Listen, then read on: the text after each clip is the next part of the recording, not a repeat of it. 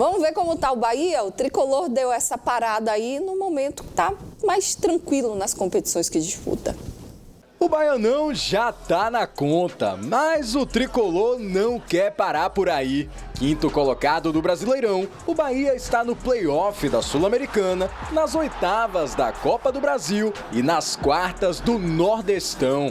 E o torcedor está confiante em busca de mais um título. Eu tenho certeza que vai ganhar a Copa do Nordeste esse ano, mas vou beliscar esse ano a Sul-Americana. Esse ano a Sul-Americana a gente vai beliscar. O baiano vai nos consolidar mais com o Nordeste. E Sul-Americana tá aí ainda.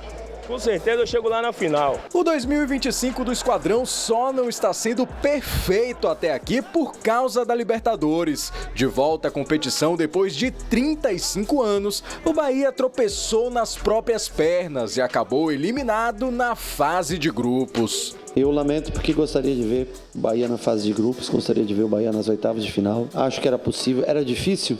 Era. Mas era possível passarmos. Como ficou em terceiro, se classificou para os playoffs da Sul-Americana. Então o Tricolor segue vivo em 4 frentes e ainda pode disputar 47 partidas nesse segundo semestre. E para aguentar o ritmo do calendário, o clube deve ir atrás de reforços nessa janela de transferências. É uma janela de ajuste e não de investimento. Então, assim, se tiver talvez 2 peças, quem sabe que a gente possa trazer, nós vamos tentar trazer. Vamos nessa, Nelsinho, Edmilson, falar um pouco sobre esse momento do Esporte Clube Bahia, meus amigos, um balanço desse primeiro semestre aí do Tricolor. É de equilíbrio, né, Ju? O Bahia venceu ali o Campeonato Baiano, está bem posicionado no Campeonato Brasileiro, avançou em outras frentes, como foi dito. O Rogério, desde cedo, desde o início do ano, começou a oportunizar o time reserva, digamos assim, e ele deu resposta, o time deu resposta, porque às vezes você tenta fazer isso, os resultados não vêm e geram uma insegurança. Como essa equipe B participou de partidas importantes e foi uma equipe competitiva, acabou que o grupo ficou mais forte. O treinador passa a ter mais confiança em utilizar atletas. O próprio grupo principal entende que os seus companheiros estão ali num nível igual ou muito próximo. Isso gera ali uma solidez no trabalho que está sendo desenvolvido. Então, o Bahia está avançando bem. Tem aí uma pedreira pela Sul-Americana, que é o América de Cali. É uma equipe difícil de enfrentar, mas faz parte, né? Está também na Copa do Brasil, tem o Retrô, um adversário bom para o Bahia passar à frente. E o mais importante também foi fechar, né, esse período, esse intervalo que vai ter com 21 pontos, muito bem colocado ali no G6, dá tranquilidade, dá confiança. Aí o Rogério sinaliza aí 2 peças aí no máximo de contratação, né, que são, não sei exatamente quais serão as posições, né? Com 2 peças, eu vi falando em goleiro, seria uma, né? Mais uma aí, eu acho que talvez até um centroavante, já que o Lúcio quer jogar predominantemente pela borda do campo. Vejo o Bahia bem nesse momento, agora o ano ainda tem muita coisa para acontecer e manter-se equilibrado diante dos desafios que cada competição oferece é o grande tchan, né? Você saber se comportar nas adversidades que virão pela frente. Verdade, Nelson. E a questão é a seguinte, o Bahia fez uma primeira perna de ano, né, 6 meses aí, de competições, o Campeonato Baiano conquistado, teve alguma dificuldade na final contra o Vitória, mas conquistou o título, né, recuperou a hegemonia estadual, deu essa parada na Copa do Nordeste aí, que vai começar agora a retornar depois quando vier dessas férias aí, o time vai retornar à disputa. No âmbito do Campeonato Brasileiro, o Bahia faz uma competição até certo ponto bem competitiva, né? Muito competitivo. O Bahia está na 5ª colocação com 21 pontos, como você já disse.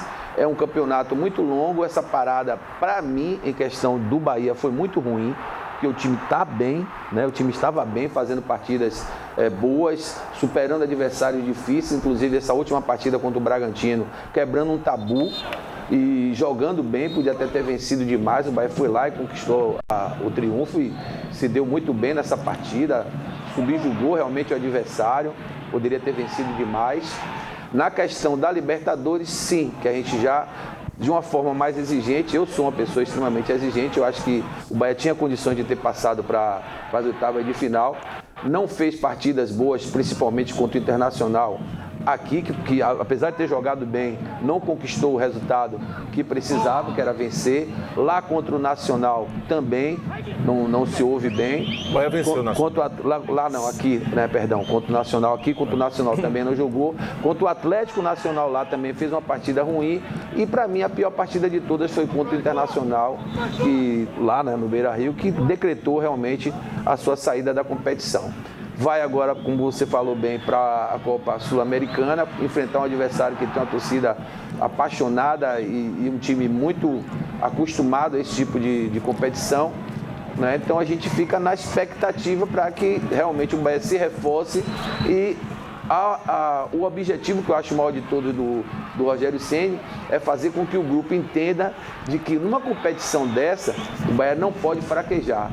Ele não pode perder oportunidades, não pode perder o time da competição, porque uma derrota significa a eliminação, né? Então, tem que realmente fazer agora uma reformulação de tudo aquilo que ele fez durante o primeiro semestre, para que no segundo semestre não cometa os erros que derivaram nessa eliminação da Libertadores da América. Nelsinho, os erros acabam acontecendo, é normal, né? Um início de temporada, alguns ajustes, mas eu acho que no balanço, né? Já que, para utilizar essa palavra, pela matéria que o William fez, até mostrando exemplos de outras competições, no balanço geral, o primeiro semestre do Bahia é bem positivo. Apesar da eliminação da Libertadores, né? Que frustrou porque, apesar da dificuldade do grupo do Bahia, que era um grupo realmente bem difícil, já no sorteio, todo mundo já comentava, estava palpável até o jogo com o Nacional aqui na Arena Fonte Nova, só dependia dele, mas coisas do futebol, né, faz parte, acho que não foi nada muito absurdo, e agora tentar a chance na Sul-Americana, que vai ter um adversário complicado pela frente. O América de Cali está acostumado a disputar a competição, né? É um time cascudo, e aí cabe ao Rogério tentar encontrar formas de, principalmente, fazer o resultado aqui na Arena Fonte Nova, para ir para lá com o mínimo de pressão possível. Exato. E o somatório de boas atuações, essa contra a equipe do Bragantino, embora boa parte do adversário tivesse com um jogador a menos, ela sempre fortalece, ela sempre traz a confiança que o grupo precisa. Qual é a característica do Bahia? O Bahia é um time que tem um jogo elaborado, um jogo associado, um jogo de posse de bola. Tem uma forma complexa até de se comportar em campo, né? Os zagueiros participam muito da ação ofensiva. Tem instantes que o Bahia está com os dois zagueiros na intermediária adversária circulando bola.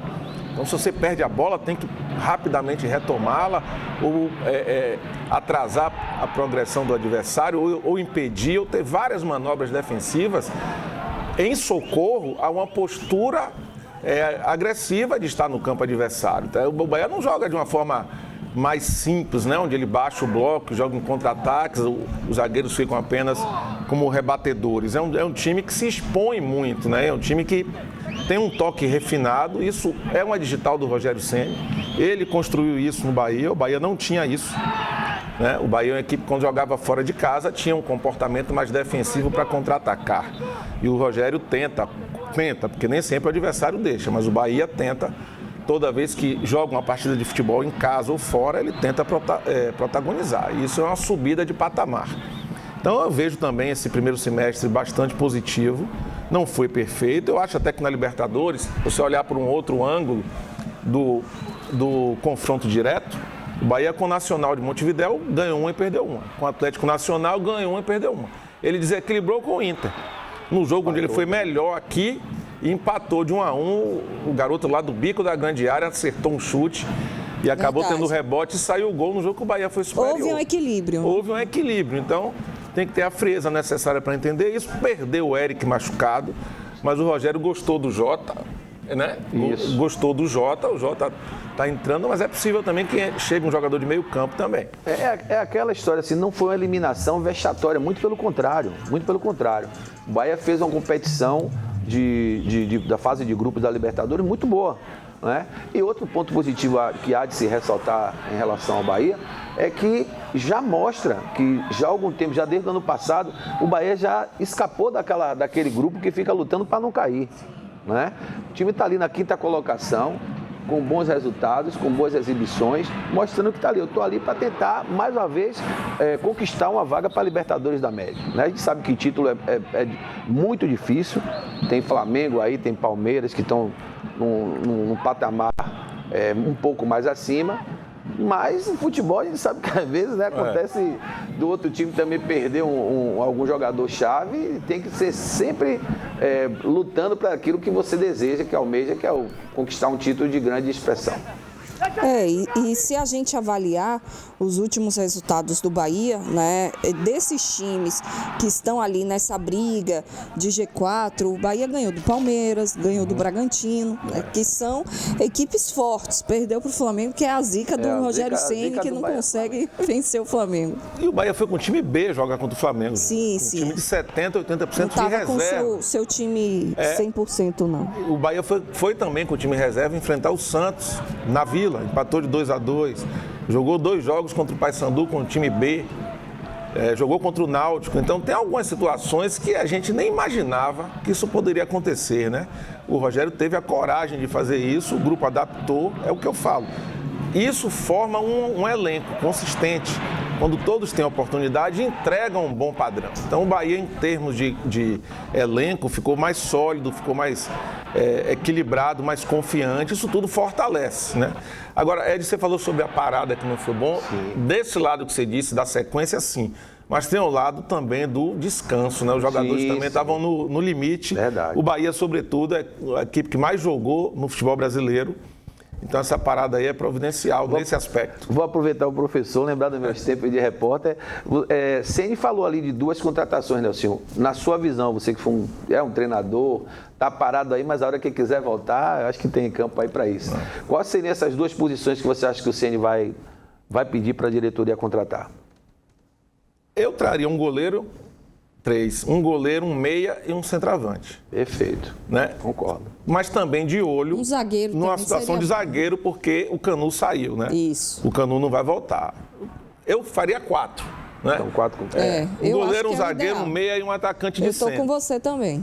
Agora, acho que o Bahia não vai fazer isso. Pelo que o Rogério sinaliza, em 2. Eu acho que nem goleiro, nem centroavante. Eu acho que goleiro e centroavante pode ser que não venha mesmo. O porquê dessas 4, né? O elenco do Bahia precisa dessas 4 peças para chegarem para jogar? Não, acho que não.